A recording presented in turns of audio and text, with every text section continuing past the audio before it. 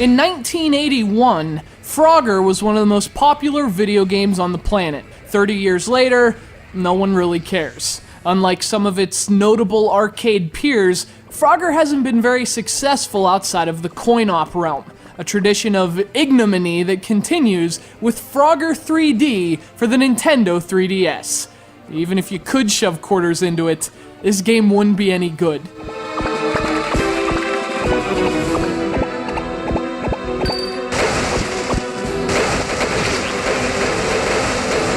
Released just a few weeks ago, Frogger 3D is only Konami's second release for the 3DS. Now, it's worth mentioning they'll eventually be releasing a 3D remake of Metal Gear Solid 3, and whoever heard of that, a 3DS remake. But if this is the kind of stuff Konami's gonna put out in the meantime, well, may their roads be congested with trucks. Now, Frogger 3D is like the arcade original. At least in the most basic sense, that you play as a jaywalking frog. Hey, why did the frog cross the road? Because he hasn't been relevant in 3 decades. If you didn't get the punchline, that's because there isn't one. This game is enough of a joke all by itself. Playing Frogger 3D is kind of like listening to a really bad cover band. It may play the right notes, but they sound so bad that it actually makes you wonder if they ever sounded good in the first place. I guess maybe someone spilled beer on the soundboard.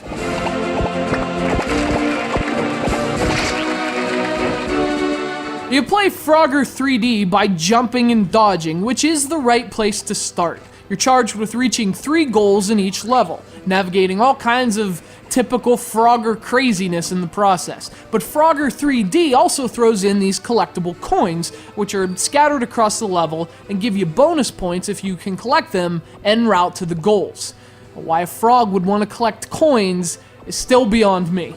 In fact, that kinda gets to the heart of Frogger 3D's problems. It has some of the right ideas, but the game around them is just awful. Level design is actually the worst culprit here. Frogger 3D has some decent mechanics, but the levels are never fun or interesting to play. They're sort of arbitrary, and the layouts are often more frustrating than entertaining.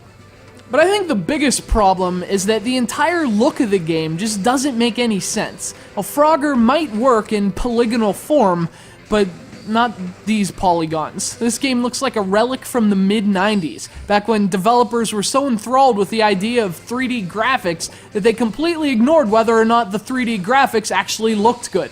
This is low res, low poly, and low inspiration.